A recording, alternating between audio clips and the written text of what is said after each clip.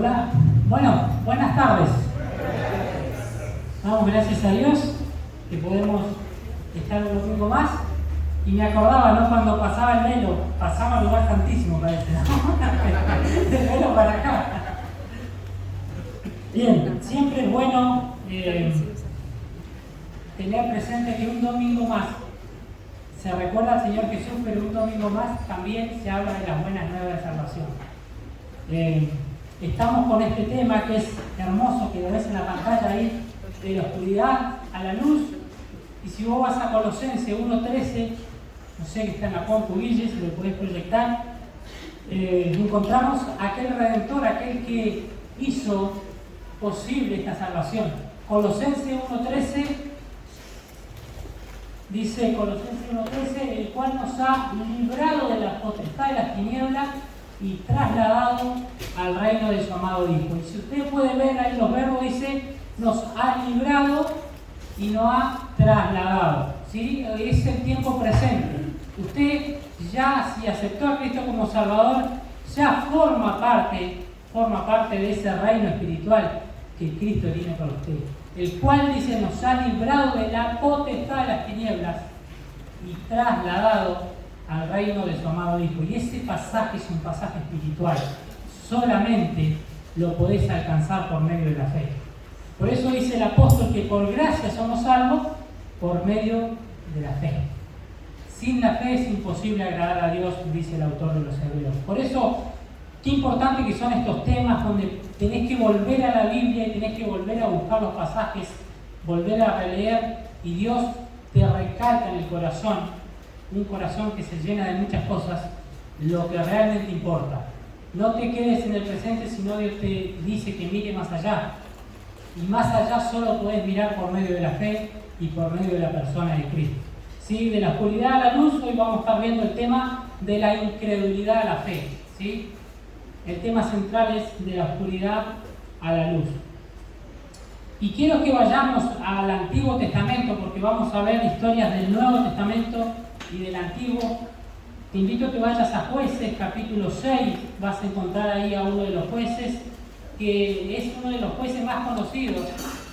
Y seguramente cuando yo te nombre a Gedeón, vos vas a saber de quién te estoy hablando, porque fue uno de los jueces que quizás has escuchado muchos sermones, muchos mensajes, porque nos deja una enseñanza clara, una enseñanza que impacta nuestro corazón, ¿sí?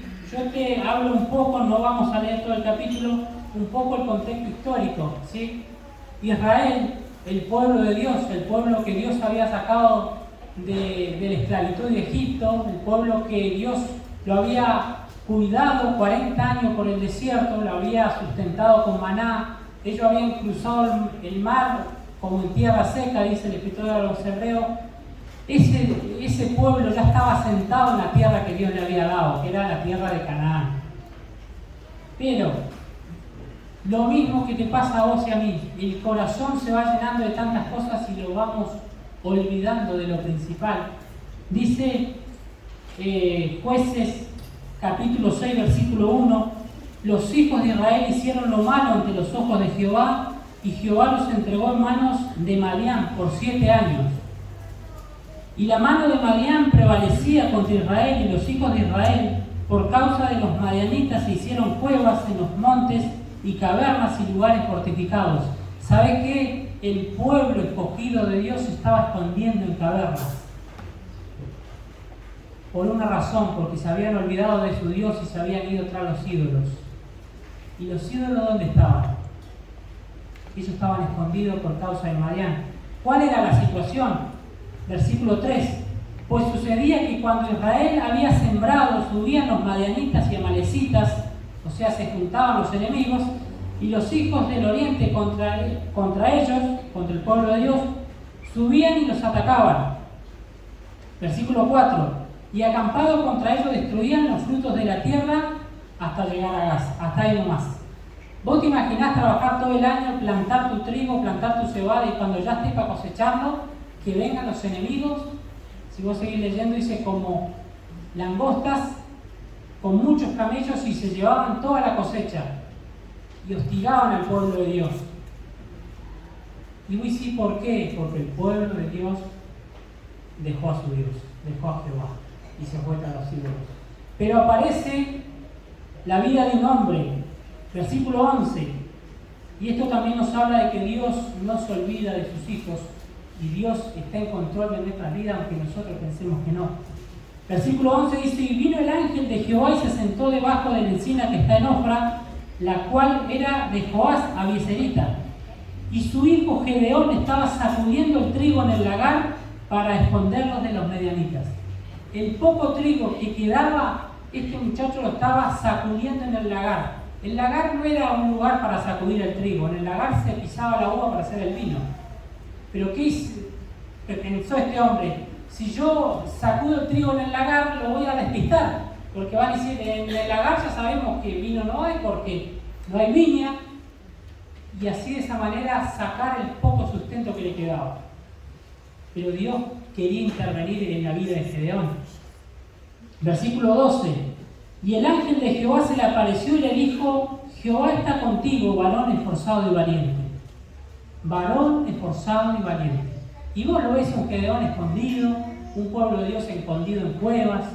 Uy, sí, te equivocaste, parece. Varón esforzado y valiente. Es que sabés que Dios en su misericordia y en su gracia ve más allá que nosotros. Y Dios estaba viendo lo que Gedeón iba a hacer después, que realmente fue un varón esforzado y valiente. Hasta eso Dios nos da su gracia y nos da que pasemos por esa experiencia de lo que Él puede hacer en nuestras vidas. Y encontramos la respuesta de Gedeón, y es una respuesta que quizás muchos de nosotros diríamos. Le dijo Gedeón, versículo 13, y Gedeón le respondió: ah, Señor mío, si Jehová está con nosotros, ¿por qué nos ha sobrevenido todo esto? ¿Y dónde están todas sus maravillas que nuestros padres nos han contado diciendo: ¿no nos sacó Jehová de Egipto? Y ahora Jehová nos ha desamparado y nos ha entregado en mano de Madián. Y mirándole Jehová le dijo: ve con esta tu fuerza y salvarás a Israel de la mano de los madianitas. ¿No te envío yo? A ver, Gedeón, te está enviando el mismo Dios a la misión. Si yo te mando es porque yo te voy a acompañar. Pero Gedeón tenía ahí las palabras en la punta de la lengua y le dice: Señor, si tú estás con nosotros, mirá cómo estamos, escondidos, no tenemos comida. ¿Dónde están tus maravillas que nuestros padres nos contaron? Y a mí me llamaba la atención, ¿no? Los padres contándole a sus hijos, a la próxima generación, todo lo que había hecho Jehová por ellos, y ellos adorando a los ídolos. O sea, no hay coherencia de una generación que sabía lo que Dios había hecho, pero se había olvidado de servir a Dios. Su corazón se había desviado. Por eso, como padres, los que son padres, qué responsabilidad que tenés de no solo contarles las historias de la Biblia a tus hijos, sino también pedirle a Dios sabiduría para vivirlo. Porque si no, estamos como el hermano Gatica, ¿no? No hay ningún Gatica acá, ¿no? Predica, pero no practica, dice el dicho, ¿no? El hermano Gatica. Tenés que predicar con tus hechos. Y para que las personas pasen desde la incredulidad a la fe, tu testimonio y tu vida cuenta mucho. Vos no te das cuenta, pero vos vas marcando un camino. ¿Sí? Mirá al hermano y decir: yo te estoy mirando, te estoy observando. La generación de atrás te está mirando. Papá, tus hijos te están mirando. Por eso, qué bueno que es estudiar la palabra de Dios, pero también pedirle a Dios sabiduría para poder vivir. Y ahí encontramos a Gedeón. No te envío yo, le dice: yo te voy a enviar. Seguís leyendo el capítulo 6 y vas a ver que Gedeón ahí como que un poco dudaba y le pide 2 señales a Dios. Le pide que cuando caiga el rocío, él iba a dejar un vellón, que era una piel de cordero, y dice que el rocío quede en toda la tierra, solamente el vellón quede seco. Y así fue. Fue al otro día el vellón seco. Y dice: Señor, no te enojes conmigo, pero te voy a pedir otra. Ahora que sea al revés, que al otro día caiga el rocío y solo el vellón quede seco y la tierra toda húmeda. Y así fue. Ahora, cuando pasó eso, se le activó la fe a Gedeón. Y de eso un poco quiero que prestes atención. No quiero que vos pienses que la fe es un concepto. La fe te va a llevar a la acción. La fe es más que creer. ¿Sabes qué dice la Biblia? No te equivoques. Dice el apóstol Santiago, los demonios creen y tiemblan. Así que me parece que creen más que nosotros. Pero la fe va más allá. No alcanza con decir, bueno, yo creo en Dios. La creencia en Dios no te va a salvar. Lo que te va a salvar es la fe que vos apliques y estés convencido de eso. La palabra de Dios da una definición de fe y seguramente la sabés. Hebreos 11, 1. Es pues la fe, la certeza de lo que se espera, la convicción de lo que no se ve. Y ahí encontrás dos palabras. La primera palabra es certeza. No es solamente creer. Vos estás trabajando todo el mes. Tenés la certeza que a fin de mes te van a pagar. Si no, no seguirías trabajando, ¿no? No estás dudando. ¿Sí? Bueno, yo trabajo y por las dudas, si quieren me pagarán. No, vos tenés la certeza que al mes a fin de mes te van a pagar. Y si no te pagaron, seguís trabajando en otro lado. Pero la certeza es más allá de creer. Mañana se aproxima un otro día y vos tenés la certeza que va a salir el sol porque va a amanecer. Y vos haga lo que haga, el sol va a salir, porque no depende de vos. Entonces, la palabra certeza viene del griego hipóstasis, que quiere decir colocar debajo, colocar un fundamento. Y ese fundamento tiene que ser el que está firme. Creemos en Cristo no solo por una creencia, sino que creemos en la salvación, que la muerte de Jesucristo en la cruz entregando su vida nos libra de esa condenación eterna porque Cristo lo prometió. Y nosotros creemos en la promesa de Cristo, que Cristo no va a dejar caer sus palabras al suelo. Entonces esa es nuestra hipóstasis, es nuestro fundamento, la promesa de Cristo. Ahora, esa es la certeza, pero también habla de convicción. Convicción de estar requete convencido. Convicción viene de la palabra alencos, del griego, y quiere decir aportar pruebas que no den lugar a la duda. Eso quiere decir la palabra convicción. ¿Qué te aporta pruebas que no dejen lugar a la duda de tu salvación? La palabra de Dios. Si vos buscás en el pensamiento humano, sabés que hay filósofos para lo que vos quieras. Pero todas son teorías. Y las teorías no probadas no son ley. Lo que es probado es ley. Lo que no es probado sigue siendo teoría.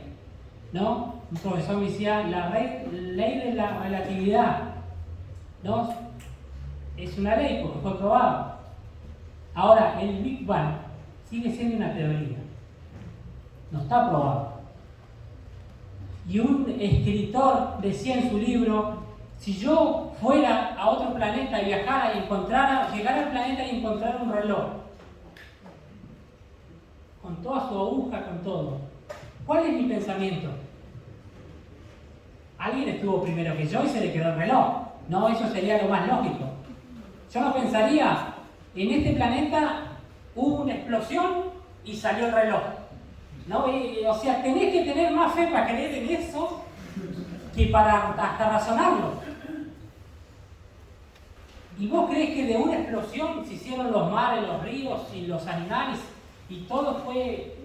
O sea, sigue siendo teoría, pero la palabra de Dios dice, cielo y tierra pasarán, a mi palabra no pasará. ¿Saben por qué? Porque dice Timoteo que toda la escritura es inspirada por Dios. La escritura fue inspirada por el Creador. Entonces, certeza, convicción. Certeza, poner algo debajo. ¿Qué pusiste? Tu fe en Cristo. Ahí agregarle convicciones, agregarles pruebas que sustenten eso. Y lo vas a encontrar en la palabra de Dios. Y de esa manera las personas van a pasar de la incredulidad a la fe. Por tu vida. Sí, por tu vida. Así que sos responsable también. somos responsables de hacer las cosas porque la próxima generación está bien, queramos o no queramos. Y acá encontramos a Gedeón. Gedeón, el hombre que dudaba, el hombre que le decía a Dios, mirá cómo estamos, si Dios está con nosotros, mirá cómo estamos. Bueno, Dios le dice, yo te doy las pruebas. Él pasó las pruebas, Dios le dio la certeza de que Él lo había enviado y llegamos. Bueno, Gedeón, ahora ponete mano a la obra. Le dice, vos vas a derrotar a los madianitas. Versículo 7:1 dice, levantándose pues de mañana, Jerobal, el cual es Gedeón, y todo el pueblo que estaba con él, acamparon junto a la fuente de Aroer, y tenía campamento de los madianitas al norte, más allá del collado de Moré, en el valle. Te lo traduzco. Se levanta Gedeón con toda su gente y se pone acampando frente al ejército medianita, y ahí esperando las órdenes de Dios. Ahí empieza a aparecer el varón esforzado y valiente. Ya no es más el Gedeón que se escondía, ahora le creyó a Dios. ¿Qué puso Gedeón? Hipóstasis, puso un fundamento, él le creyó a Dios.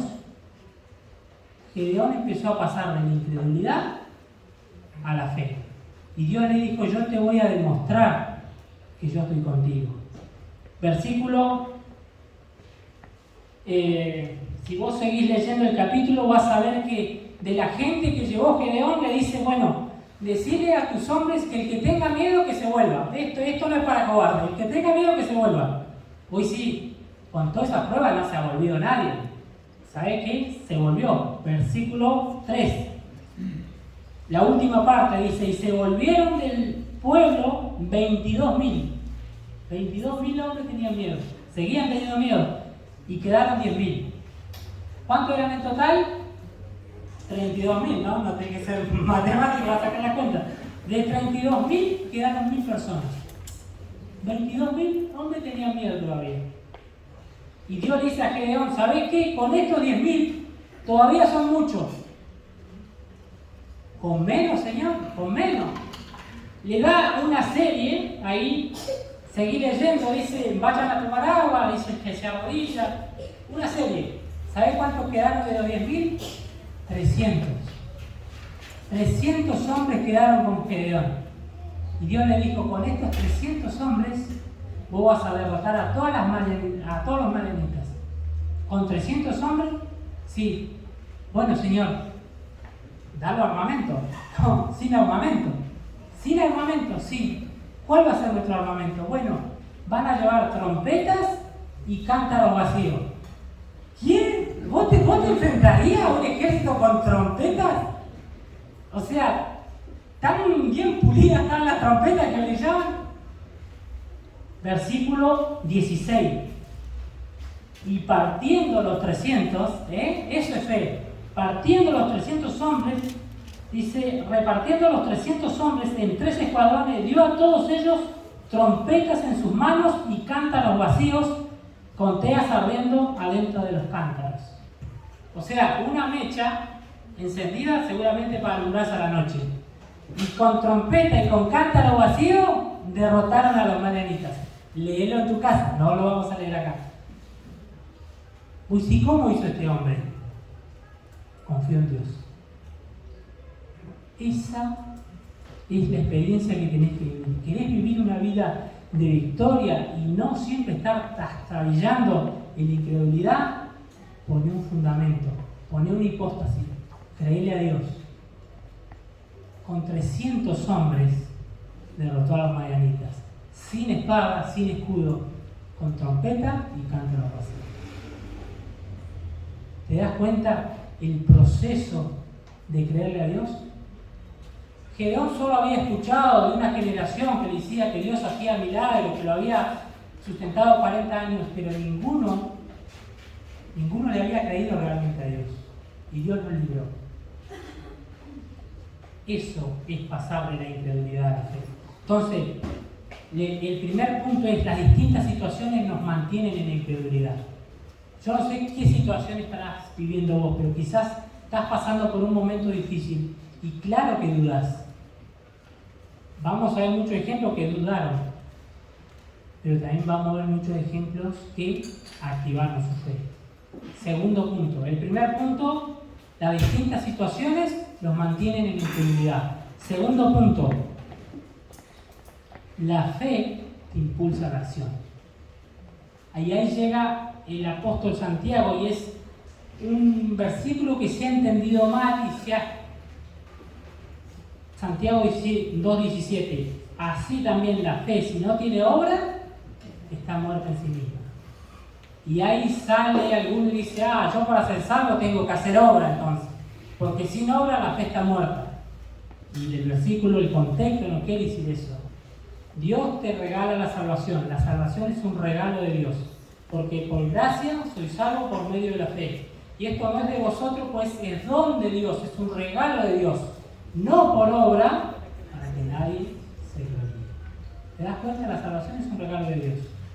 No podés agregarlo. ¿Qué obra le vamos a agregar nosotros, simples mortales pecadores, a una salvación tan grande como dice el escritor de los Hebreos? Si aportáramos algo, solo ensuciaríamos la salvación. Solo Cristo, el hombre sin pecado, el hombre que no dudó caminar hacia la cruz, porque estaba viendo tu vida, estaba viendo tu condenación. Y él miraba más allá de los azotes, miraba más allá de los insultos. Él veía tu felicidad, él veía tu salvación, veía tus problemas. ¿Sabes qué, querido hermano? El Emmanuel traducido es Dios con nosotros. No Dios desde el cielo, Dios desde una Biblia, Dios con nosotros. Pero nosotros lo tenemos que acercar a Dios. Y ahí sí, te invito a que vayas a Marcos capítulo 5. Vamos a encontrar una historia que también es conocida.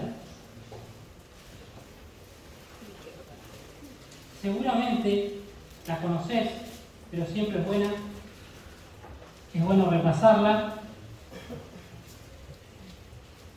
Marcos capítulo 5. A mí me gusta cómo se escuchan las hojas.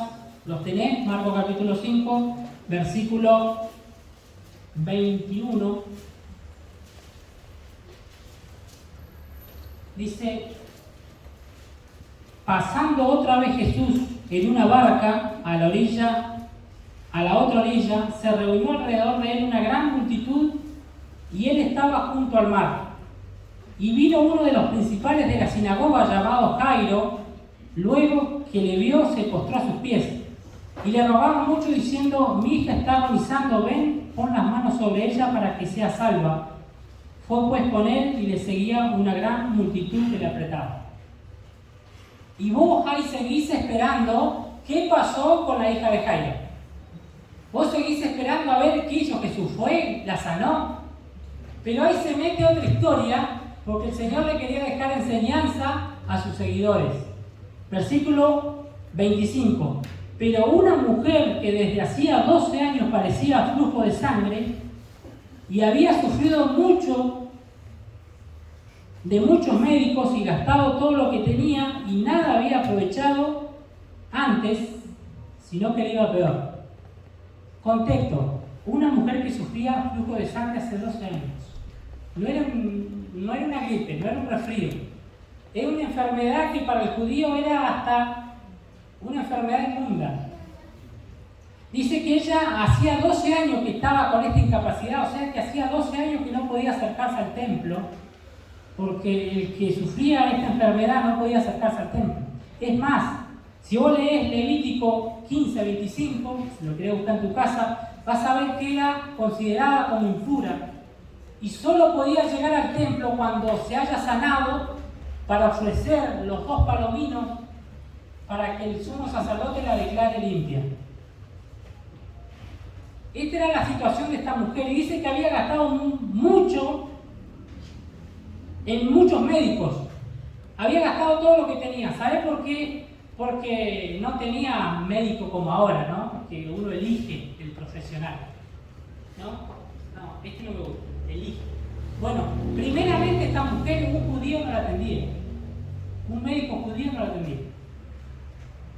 Tenía que ser un judío seguramente romano. Y el romano no te trabajaba por moneda, más si vos eras judío, te tenías que pagar bien. Por eso que dice, había sufrido mucho, yo no sé cuánto tuvo que viajar o a dónde tuvo que ir, dice, de muchos médicos, o sea que no fue solo uno que lo atendió, y se gastado todo lo que tenía. Porque en ese momento la atención médica era cara, no había obra social. No estaba la tarjeta platino esa que vos vas y te atiende. No había. Esta mujer había gastado mucho. Pero lo que me gusta es que fue clara en su fe y aprovechó la oportunidad. Porque entendió que cuando ella veía a Jesús era una oportunidad más. Yo no sé si fue la primera vez que lo vio o si ya sabía que Jesús estaba en el pueblo, pero ella no se podía acercar a la gente. Menos podía en su pensamiento tocar a Jesús, porque el que tocaba a la mujer quedaba inmundo, impuro, hasta la noche. Tenía que ir al sumo sacerdote, llevar la ofrenda para la purificación. Por eso resuelve algo en su mente esta persona, versículo 27, dice, cuando yo hablar de Jesús, vino por detrás entre la multitud y tocó su manto, porque decía, si tocare tan solamente su manto seré salva. Y enseguida la fuente de su sangre se secó y sintió en el cuerpo que estaba sana de aquel azote. Porque esta mujer dijo, si yo tocare solamente el borde de su manto, dos cosas, ella pensó que Jesús no se iba a dar cuenta. Y pensaba, si yo no toco a Jesús, tampoco lo voy a contaminar. Pero tenía tanta fe esta mujer en la persona de Cristo, porque creía quién era Jesús, que era el Hijo de Dios. Dice, yo tan solamente tocando el borde de su manto voy a ser salva. Por eso los discípulos le dijeron, Señor, aumentanos la fe. O sea, esta mujer le fue mal a los discípulos. Ellos estaban todos los días con Jesús y Tomás dudaba, Pedro se ofuscaba y cuando no estaba el Jesús se desesperaban. Y esta mujer, una mujer que estaba sufriendo, encontró la oportunidad y la aprovechó. Tanto poder tenía Jesús que tan solo el toque de su manto la sanaba. Sí, ¿sabes por qué? Porque él era el Hijo de Dios. Pero seguí la historia y dice... Versículo 30, luego Jesús, conociendo en sí mismo el poder que había salido de él, volviéndose a la multitud, dijo, ¿quién me ha tocado mi vestido? Sus discípulos le dijeron, Señor, ¿ves que la multitud te aprieta? Y vos decís, ¿quién me tocó el vestido? Y que el Señor sabía que había alguien que le había tocado su vestido y era alguien que lo había tocado con fe. Sabiendo que tocando el vestido del Señor ya iba a ser la misma. Y dice, y seré salva. La mujer buscaba salvación. Dios le dio salvación, pero también le dio la sanación.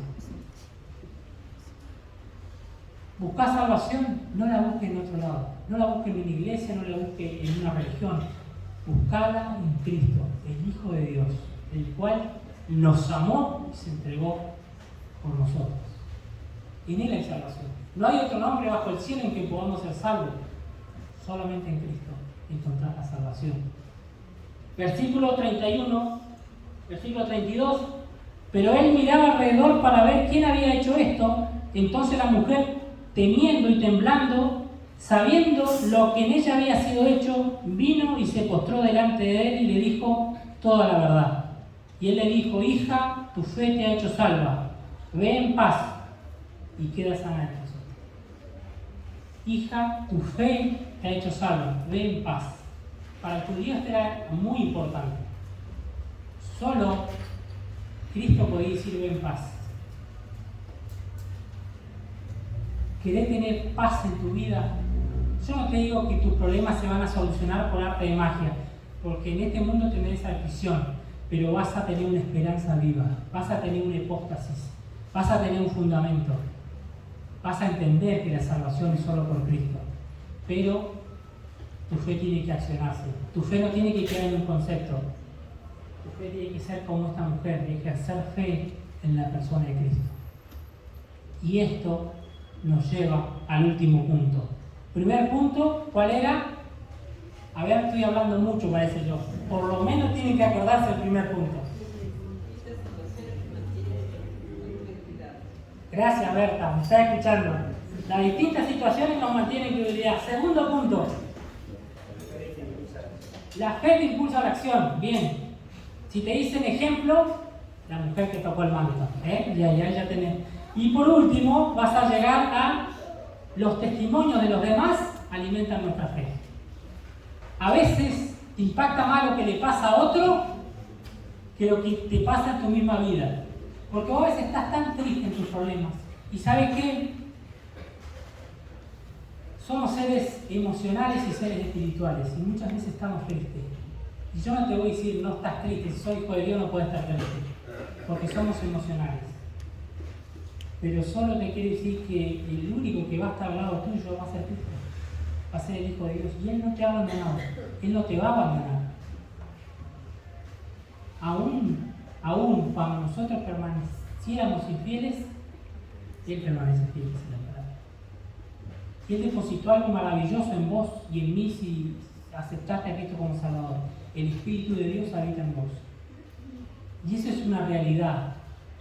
Eso no lo veas como algo místico. El Espíritu de Dios habita en vos. Y vos decís, ¿cómo me doy cuenta? Bueno, el Espíritu te hace hacer acciones que Dios querría que vos hagas. Cuando vos no lo haces, te sentís mal. Y te tenés que sentir mal. Porque el Espíritu se contrista. Porque el Espíritu Santo te lleva a Cristo. Te lleva a las enseñanzas de Cristo, a la vida de Cristo. Y en ese andar de Cristo, Jesucristo nunca dejaba nada al azar. Sino que Él iba haciendo los milagros para que la gente conociera en algo. Y la gente aprendiera en algo. Si vos ahí en Marcos, quedate en Marcos, volvés para atrás. En este contexto, viste que decía, capítulo 21, pasando otra vez Jesús en una barca a la otra orilla, o sea que Jesús estaba del otro lado. ¿Qué estaba del otro lado? Bueno, estaba la tierra de los Gadarenos. Gadara, ¿no? Decápolis. No tengo el mapa, pero estaba al otro lado. Y Jesús había tenido un encuentro con un gadareno. Que todos hablan del endemoniado de Gadareno. A mí me gusta nombrarlo como el gadareno, o sea, como el hombre que estaba en esa situación, pero no ponerle ese título primero. Era un hombre que estaba sufriendo eso, sí, pero no dejaba de ser un hombre. No dejaba de ser un ser humano que necesitaba la compasión de los maestros de la ley y de los que enseñaban la Torá. Y los maestros de la ley lo despreciaban, lo dejaban a su merced, arreglate. Y llegás al versículo 3 del capítulo 5 y dice: he aquí, este hombre tenía su morada en los sepulcros y nadie podía atarle ni aun con cadenas. ¿Sabes qué triste vivir en los sepulcros? Porque nadie lo quería, entonces se tenía que ir ahí. No había nadie en los sepulcros. No creo que la gente vaya a dar un paseo a los sepulcros, ¿no? Entonces vivía ahí. Pero seguí leyendo, dice, versículo 4, muchas veces habían sido atados con grillos y cadenas, mas las cadenas habían sido hechas pedazos por él y desmenuzados los grillos y nadie le podía dominar. Lo ataban. A ver, quédate ahí con tu problema, quédate en los sepulcros, te atamos y lo vamos a la casa, es lo que podemos hacer, para que no lastimes a nadie. Por eso que dice el versículo 6, cuando vio pues a Jesús lejos, corrió y se arrodilló ante Jesús. En ese tiempo de lucidez que tuvo ese hombre, vio pasar a Jesús y dijo: el único que me puede ayudar es Jesús. ¿Y sabés qué? El único que te puede ayudar en la parte espiritual es Jesús. Se arrodilló. Y ahí, si vos seguís leyendo, tienen una charla, hablan y se expresan los demonios, que eran muchos, y el Señor Jesús los expulsa a los demonios de este hombre y le dice: váyanse a un hato de cerdo que andaba ahí. Y los hatos de cerdos se echaron al mar, se perdieron no sé cuántos cerdos. Ahora, por eso estaban a este lado del río, ¿no? Porque los cerdos para los judíos eran inmundos, por eso los gadarenos sí podían. de este lado era criar cerdos. Entonces los que estaban cuidando los cerdos dijeron: acá se lo perdió toda la producción. Echemos a Jesús de este lugar. No nos conviene que esté. Y sí, pero liberó a este hombre. No importa el gadareno. A nosotros nos importan los cerdos. Perdimos la producción. Y fueron a su ciudad, dice, y le contaron todo lo que había sucedido. Contaron todo lo que había sucedido con este hombre. Y llegás al versículo 17. Dice: y comenzaron a rogarle que se fuera de sus contornos a Jesús. Jesús había sanado a un hombre, lo había liberado, pero ellos deberían rozar.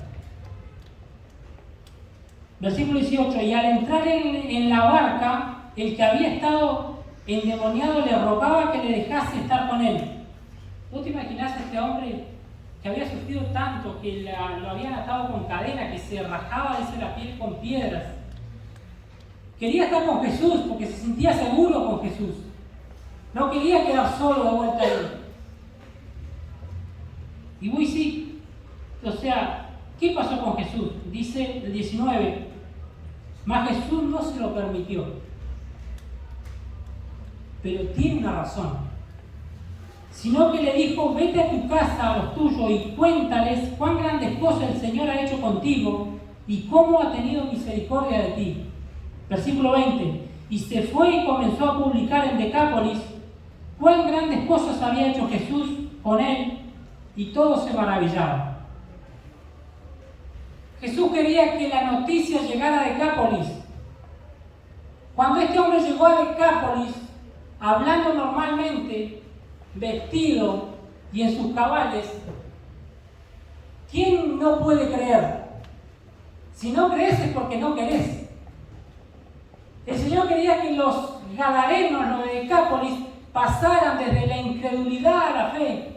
Porque si había alguien que era conocido, era el gadareno, el que vivía en los sepulcros, y hoy estaba restaurado y en sus cabales. Cristo puede restaurar tu vida, no importa lo que estés pasando. Cristo puede restaurar. Por eso, que los testimonios de los demás alimentan tu fe. Los de Decápolis no pudieron no creer en Cristo porque vieron el cambio de cada día. 3 puntos. Lo repetimos y terminamos. Primero, las distintas situaciones nos mantienen en la incredulidad. Bien. Segundo, qué tímido que están. 2 segundos, a ver, vamos. Bien, las distintas situaciones nos mantienen, ayudan a nuestra fe. Y por último, el testimonio de los demás alimenta nuestra fe. ¿Querés que sea más claro? Cristo entregó su vida por vos. Y Cristo caminó hacia la cruz y entregó su vida. Él tenía poder, como decía Ricardo, para poner su vida y poder para volverla a tomar. Es más, él podía decir: yo no voy a la cruz, yo soy el Hijo de Dios. Tenía a disposición los ángeles que quisieran. Pero él se humilló y caminó hacia la cruz, porque estaba pagando tu salvación y la mía. De otra manera no podéis alcanzar la salvación. Por eso dice Isaías 53:11, que un día vamos a llegar al cielo. Y dice que Cristo verá el fruto de su aflicción de su alma y quedará satisfecho. Cristo va a ver y decir: yo pagué por Sebastián y hoy lo tengo acá. Verá el fruto de su aflicción de su alma y quedará satisfecho. No hay otra persona que te ame más que Cristo. Por eso, en esta noche, si aún no has arreglado las cuentas con Cristo, confesarle tu pecado a Cristo, añadir tu corazón y pedirle perdón a Cristo por tus pecados y pedirle que entre en tu corazón. ¿Oramos? Amado Padre que estás en los cielos, cuán agradecidos somos, Señor, de que un día, Señor, tú entregaste tu vida, una vida santa, sin pecado, para librarnos de una condenación eterna. Pedimos por los corazones aquí presentes, Señor, que no se quede en un mensaje más, un domingo más, sino que aprovechen la oportunidad como hicieron este gadareno y esta mujer y arreglen las cuentas contigo, Señor, que puedan pedirte perdón por sus pecados a vos, Señor, pero también que te acepten como Señor y Salvador de su vida. Señor, oramos por cada uno aquí presente y lo hacemos en el nombre de Cristo Jesús. Amén.